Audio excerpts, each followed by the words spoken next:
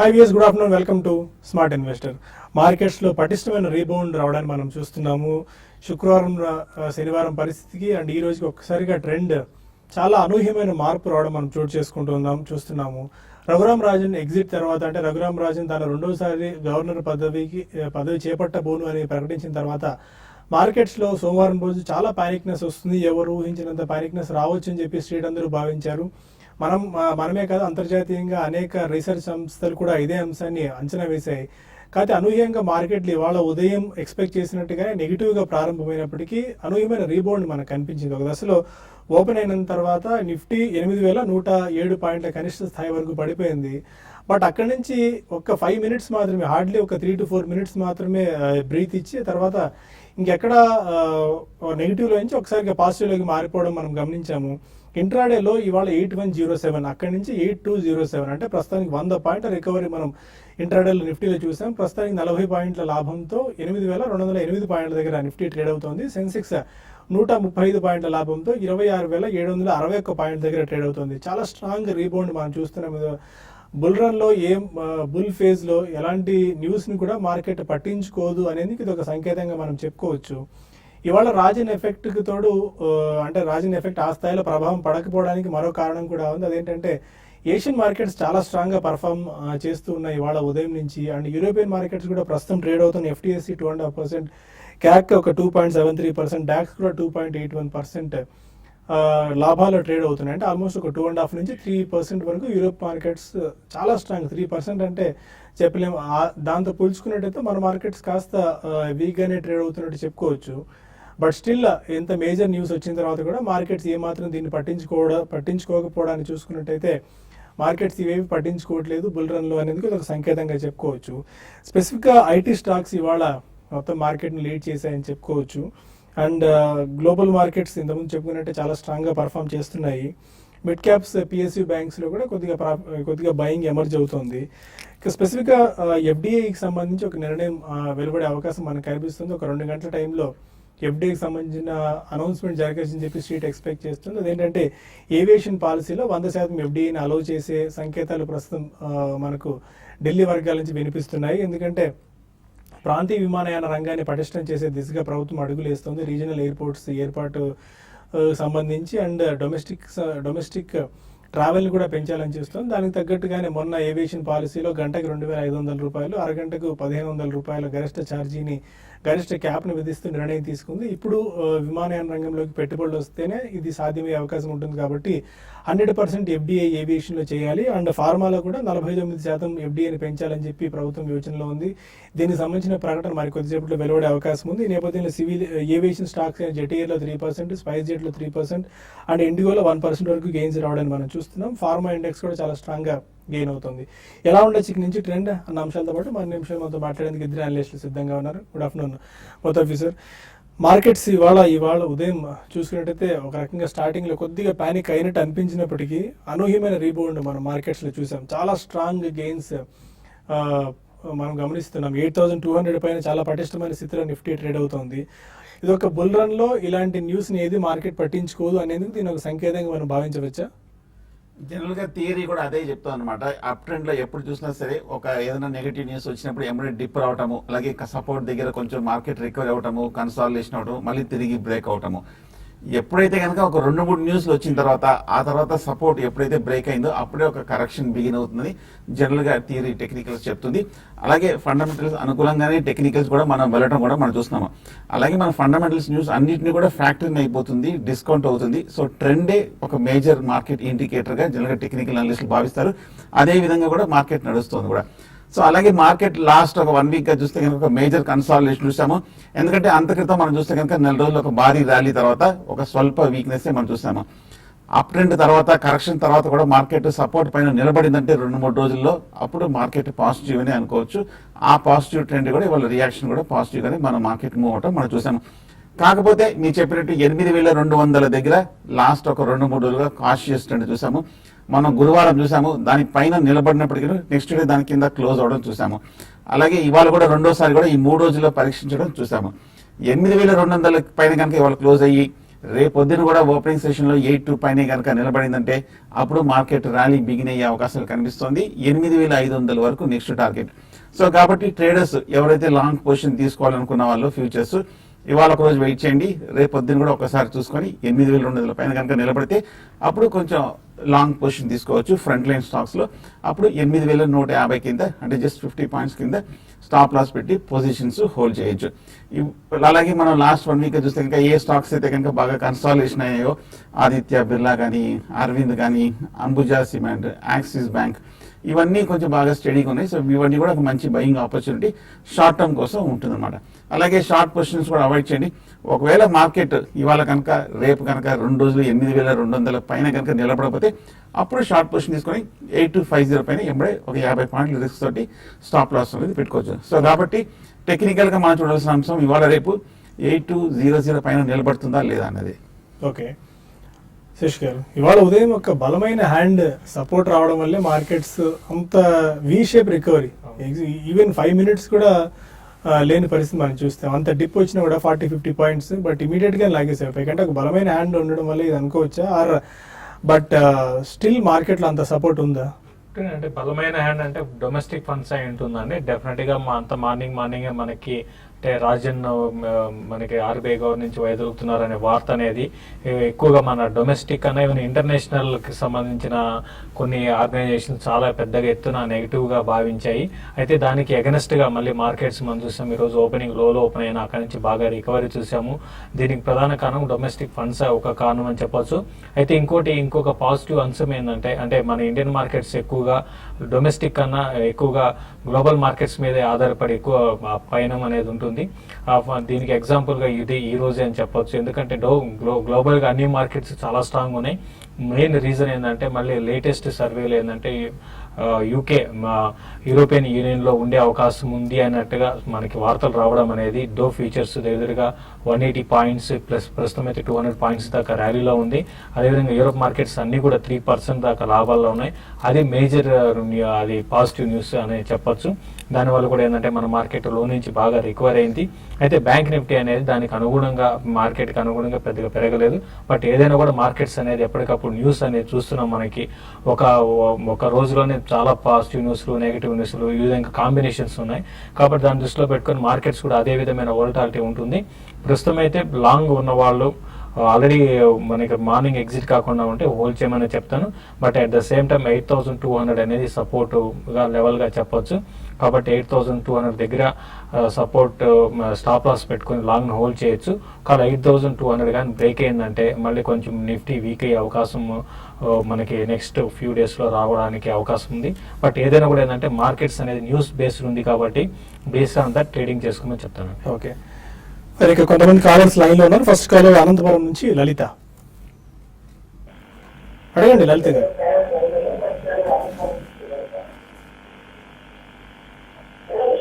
Hello అడగండి లలిత గారు. Hello, question అడగండి, వినిపిస్తోంది. ఇది రాజేష్ ఎక్స్పోర్ట్ ఈ రేట్ లో బై చేయొచ్చండి. ఇంకోటి నోసీలో. Okay, Rajesh exports and Nocil ఈ ప్రైస్ లో బై చేసుకోవచ్చా? రాజేష్ ఎక్స్పోర్ట్స్ మటుకు అవాయిడ్ చేయండి. ఎందుకంటే మనం టెక్నికల్ గా మనం చూస్తున్నాము 750 రూపాయల నుంచి కంటిన్యూస్ గా పడుతూనే ఉంది. గత 4 రోజులుగా చూస్తే కనుక మార్కెట్ లోయర్ నుంచి బాగా రికవరీ రావడం చూసాము. మిడ్ క్యాప్ లోను, ఫ్రంట్ లైన్ స్టాక్స్ లోను, స్మాల్ క్యాప్ లోను బాగా మంచిగా రికవరీ కూడా రావడం చూసాము.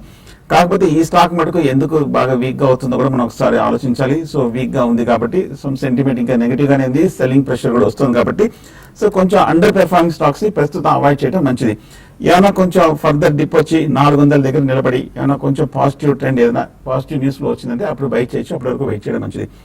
నోసిల్ కూడా మనం చూస్తున్నాము ఈ మధ్య కాలంలో 40 రూపాయల నుంచి 56 రూపాయల వరకు పెరగడం చూసాము. ట్రెండ్ పాజిటివ్ గానే ఉంది. కాకపోతే మనం ఒకసారి last 6 months to 1 year trend గమనిస్తే పెరుగుతున్నప్పటికీ ప్రతి అప్ ప్రైస్ లోనూ ఒక్కొక్క కరెక్షన్ రావటము, చాలా స్లో అండ్ స్టడీగా పెరగటము. సో ప్రతి రైస్ లోనూ సెల్లింగ్ ప్రెషర్ వస్తుంది కాబట్టి ఈ స్టాక్ ని ప్రస్తుతం అవాయిడ్ చేయడం మంచిది. ఆల్టర్నేటివ్ గా చాలా మంచి స్టాక్స్ కూడా ఉన్నాయి. పైగా 56-60 రూపాయల దగ్గర మనం లాస్ట్ 6 నెలలుగా చూస్తే 2-3 మేజర్ టాప్స్ ఉన్నాయి. ఇక్కడ ఒక సెల్లింగ్ ప్రెషర్ కూడా వచ్చే అవకాశం ఉంది కాబట్టి ఈ లెవెల్లో ఒక మేజర్ కన్సాలిడేషన్ కూడా వస్తుంది కాబట్టి అవాయిడ్ చేయడం మంచిది. సత్యనారాయణ మరొక నాన్ ఇండియన్ లిమిటెడ్ గురించి కావాలండి. అంటే 70లో కొన్నాను మొన్న. ఒకసారి రిపీట్ చేయండి స్టాక్. స్టాక్ ఒకసారి రిపీట్ చేయండి. రోల్టా ఇండియా లిమిటెడ్ అండి. ఓకే, ఏ ప్రైస్ లో తీసుకున్నారండి? మొన్న 70 రూపీస్ లో పెట్టండి. 70. Okay, Rolta India. Rolta India అంటే మీరు లాంగ్ టర్మా షార్ట్ టర్మ్ కానీ తెలియదండి, బట్ చాలా వీక్ ఉన్న స్టాక్ అండి. గతంలో కూడా చెప్పడం జరిగింది, దీంట్లో నుంచి ఎగ్జిట్ కమ్మని చెప్పాము. మీరు 70 రూపీస్లో తీసుకుంటే మాత్రం బెటర్. ఏంటంటే క్లోజర్గా 70 ఆ లెవెల్కి వచ్చినప్పుడు ఈవెన్ 70కి వస్తుందని కూడా చెప్పలేను, బట్ ఏమాత్రం ర్యాలీ వస్తే లక్కీగా మీకు ఆ ర్యాలీస్లో ఎగ్జిట్ కమ్మని చెప్తాను. చాలా వీక్ అయిపోయింది, ఫండమెంటల్స్ బాగా వీక్ అయిపోతున్నాయి, ప్లస్ ఈవెన్ రిజల్ట్ పరంగా కూడా పెద్దగా ఏమాత్రం పాజిటివ్ అంశం లేదు, కాబట్టి మీరు ర్యాలీస్లో ఎగ్జిట్ కాండి. ఓకే, ఇక మరిన్ని కాల్స్ అండ్ ఈమెయిల్స్ చూసే ముందు స్మార్ట్ ఇన్వెస్టర్లో ఒక చిన్న బ్రేక్ తీసుకుందాం.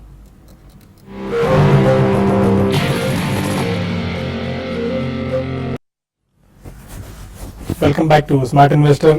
ఇవాళ 52 వీక్ హైట్ టచ్ చేసిన స్టాక్స్ ఒకసారి చూసుకుంటే డెక్కన్ సిమెంట్స్ చాలా స్ట్రాంగ్ పర్ఫార్మెన్స్ మనం చూస్తున్నాం. ఆల్మోస్ట్ ఇవాళ 52 వీక్ హైట్ టచ్ చేసి 959 దగ్గర ట్రేడ్ అవుతుంది.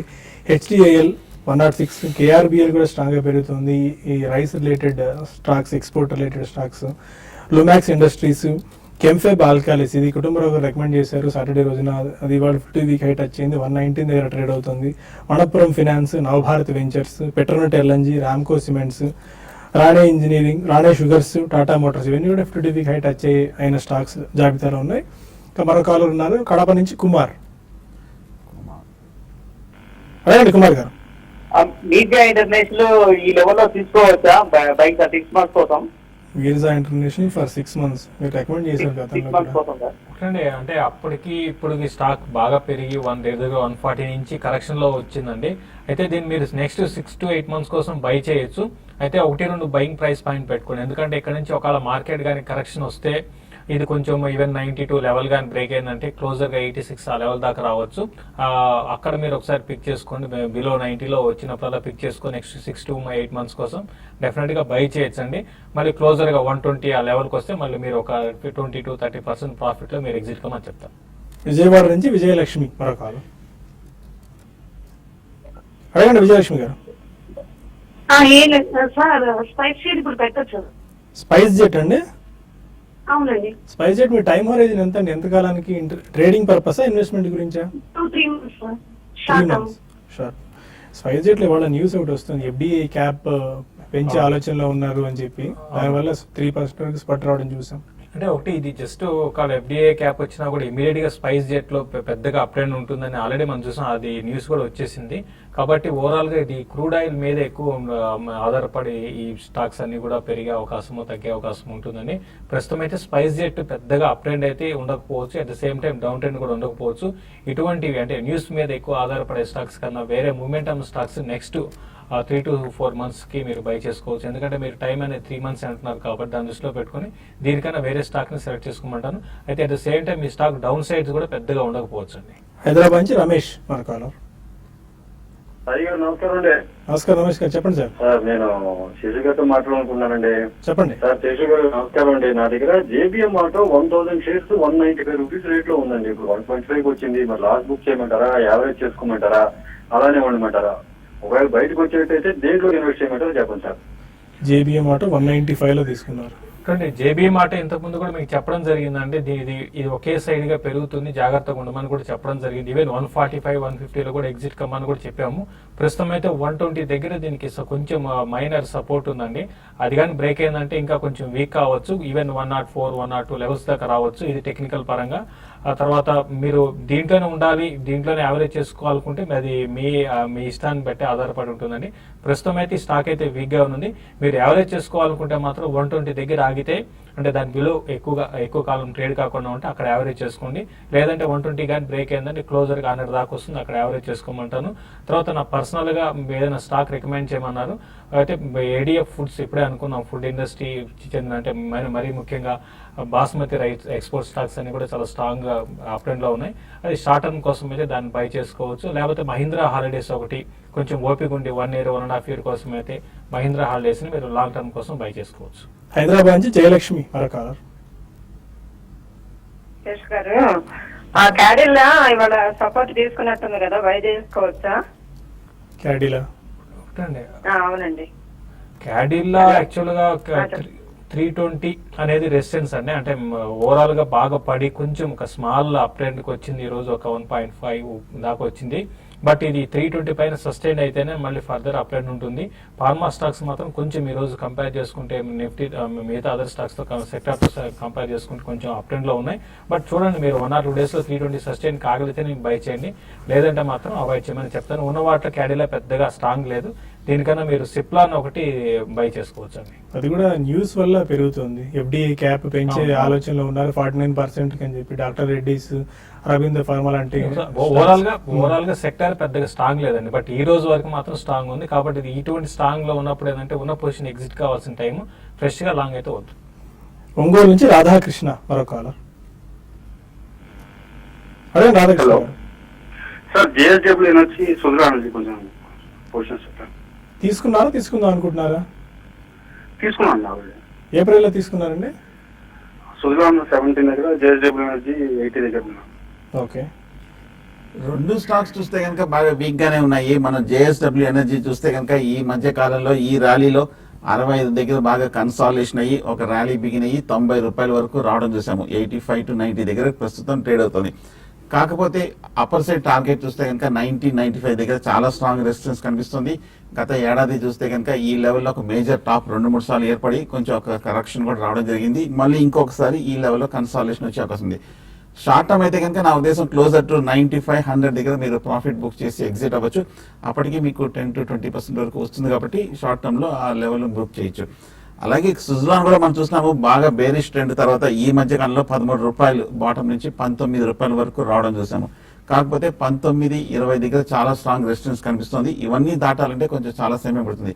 షార్ట్ టర్మ్ అయితే నా ఉద్దేశం సుజలాన్ కూడా ఒక చిన్న ర్యాలీలో ఎగ్జిట్ అయిపోవడం మంచిది. ఇంకా కొన్ని ఈమెయిల్స్ వచ్చాయి, వాటికి సమాధానాలు తెలుసుకుందాం. బాబు అడుగుతున్నారు, హెచ్డిఎల్ జూన్ ఫ్యూచర్స్ 104.25 లో సేల్ చేశారు. హెచ్డిఎల్ చాలా స్ట్రాంగ్ ఉందండి. 10 ఈ రోజు చూస్తే 106 హై. బెటర్ ఏంటంటే మీరు స్టాప్ లాస్ అన్న పెట్టుకోండి. 108 దగ్గర స్టాప్ లాస్ పెట్టుకొని మీరు హోల్డ్ చేయండి. ఒకవేళ 104 అంటే మీరు సెల్ చేసిన పాయింట్ దగ్గరే సపోర్ట్ ఉంది. అది కానీ బ్రేక్ అయిందంటే 102 దాకా రావచ్చు. బట్ ఇదేంటంటే బై అండ్ డిప్ స్టాక్ అండి. అయితే మార్కెట్ ఓవర్ బాట్ లో ఉన్నాయి కాబట్టి కొంచెం పానిక్ సెల్లింగ్ వచ్చినప్పుడు బెటర్ ఏంటంటే మీ షార్ట్ కవర్ చేసుకొని ఉన్నామని చెప్తాను. అశోక్, రాణా షుగర్స్ తీసుకోవచ్చా ప్రజెంట్ రేట్ లో? ఇవాళ 50 వీక్ హై కూడా టచ్ చేసింది. అవాయిడ్ చేయడం మంచిది. ఈ ర్యాలీలో చూస్తే కనుక మీరు టెక్నికల్ మూవ్మెంట్ 3 రూపాయల నుంచి 13 రూపాయల వరకు బాగా పెరిగింది. బాగా ఎక్స్ట్రీమ్లీ ఓవర్ బాట్ పొజిషన్ లో కనిపిస్తుంది. వీక్లీ చార్ట్ లో కూడా మీడియం టర్మ్ ట్రెండ్ కూడా కొంచెం ఓవర్ హీట్ గా ఉంది కాబట్టి ఒక మేజర్ కన్సాలిడేషన్ వచ్చే అవకాశం ఉంది. ప్రైస్ కూడా తక్కువగా ఉందన్న ఉద్దేశంతో కొనాలనుకుంటున్నారు. ప్రస్తుతం అయితే మీరు అవాయిడ్ చేయడం మంచిది. వెంకటరామరెడ్డి అడుగుతున్నారు, ఐఎఫ్బి ఇండస్ట్రీస్ ఆర్ వర్ల్పూల్, ఈ రెండిట్లో ఏది సజెస్ట్ చేస్తారు? ఐఎఫ్బి, వర్ల్పూల్ రెండు కూడా మంచి స్టాక్స్ ఏనండి. అయితే ఇప్పుడు ఈ మధ్య కాలంలో బాగా పెరిగి ఒక చిన్న కరెక్షన్స్ లో ఐఎఫ్బి అండ్ వర్ల్పూల్ ఉన్నాయి. రెండు కూడా మంచి స్టాక్స్. రెండిట్లో కూడా 50% మీరు ఇన్వెస్ట్ చేసుకోమని చెప్తాను. వైఎస్ రావు అడుగుతున్నారు, 2 to 3 years టైం హోరైజన్ కి orbit exports and international travel house, ఈ 2 స్టాక్స్ తీసుకోవచ్చా 2 to 3 years టైం హోరైజన్ కి?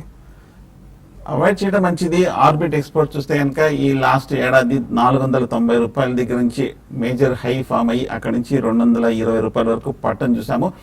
ఈ లెవెల్లో ఈ పెద్ద ఏమి కన్సాలిడేషన్ కూడా రాలేదు. పైగా టెక్నికల్ గా చూస్తే కనుక ఏమి రికవరీ కూడా కనిపించలేదు. మార్కెట్ మూవ్మెంట్ తో పోలిస్తే కనుక కొంచెం అండర్ పెర్ఫార్మ్ చేసే స్టాక్.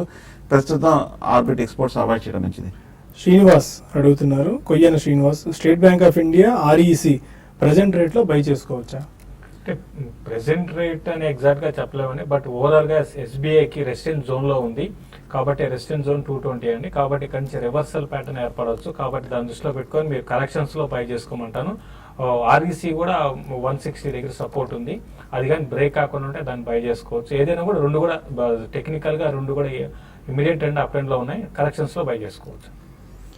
మారుతి ప్రసాద్ జంపని అడుగుతున్నారు, Pricol present rate short term అంటే 3 months తీసుకోవచ్చా ప్రికాల్ చూస్తే కనుక మనం గత ఏడాది అక్టోబర్లో 30 రూపాయల బాటమ్ దగ్గర నుంచి కంటిన్యూస్ గా పెరుగుతూ 85-90 రూపాయల వరకు రావడం చూసాము. టెక్నికల్ గా ఒక మేజర్ హై ఉన్నప్పటికీను, మేజర్ రెసిస్టెన్స్ కూడా బ్రేక్అవుట్ అయినప్పటికీను, కొంచెం బుల్లిష్ గా ఉన్నప్పటికీను, పైగా లాస్ట్ 1 or 2 weeks గా చూస్తే వెర్టికల్ గా బాగా పెరిగింది. సో ఒక మేజర్ కరెక్షన్ కానీ అట్లీస్ట్ ఒక మేజర్ కన్సాలిడేషన్ కూడా డ్యూ ఉంది కాబట్టి అవాయిడ్ చేయడం మంచిది. ఏదైనా ఒక స్ట్రాంగ్ రియాక్షన్ వచ్చిన తర్వాత కన్సాలిడేషన్ అయ్యి కొంచెం ఓవర్ కూల్ అయిన తర్వాత అప్పుడు బై చేయొచ్చు. గ్రంథి లక్ష్మి అడుగుతున్నారు, ఐడిబిఐ బ్యాంక్ 72 రూపీస్ దగ్గర చాలా రోజు నుంచి హోల్డ్ చేస్తున్నారు, ఏ ప్రైస్లో ఎగ్జిట్ అవ్వచ్చు? ఐడిబిఐ చూస్తే కనుక 70 రూపీస్ దగ్గర లాస్ట్ 3 months గా కన్సాలిడేషన్ అవుతున్న స్టాక్. ఈ లాస్ట్ 1 month అప్ ట్రెండ్ లో పెద్ద ఏమీ పార్టిసిపేట్ చేయలేదు. రెసిస్టెన్స్ ఇమీడియట్ గా చూస్తే కనుక 74-75 దగ్గర కనిపిస్తుంది. అది బ్రేక్అవుట్ అవుతే నెక్స్ట్ టార్గెట్ 85 వరకు వెళ్ళే అవకాశం ఉంది. కొంచెం కాషియస్ గా హోల్డ్ చేయండి. ప్రస్తుతం ఏదైనా ర్యాలీ వస్తే ఎగ్జిట్ అవ్వచ్చు. సూర్యనారాయణ అడుగుతున్నారు, SKS micro finance call option 680 rupees call option 24 rupees 20 paise దగ్గర తీసుకున్నారు, హోల్డ్ ఆర్ ఎగ్జిట్? ఇప్పుడు కేసు ఉన్న వాటిలో చాలా స్ట్రాంగ్ ఉందని చెప్పొచ్చు అండి. దీనికి 680 దగ్గరే సపోర్ట్ ఉంది. అది కానీ బ్రేక్ కాకుండా ఉంటే మీ కాల్ ఆప్షన్ హోల్డ్ చేయండి. 720 దాకా ఇది మనకి పెరిగే అవకాశం ఉంది.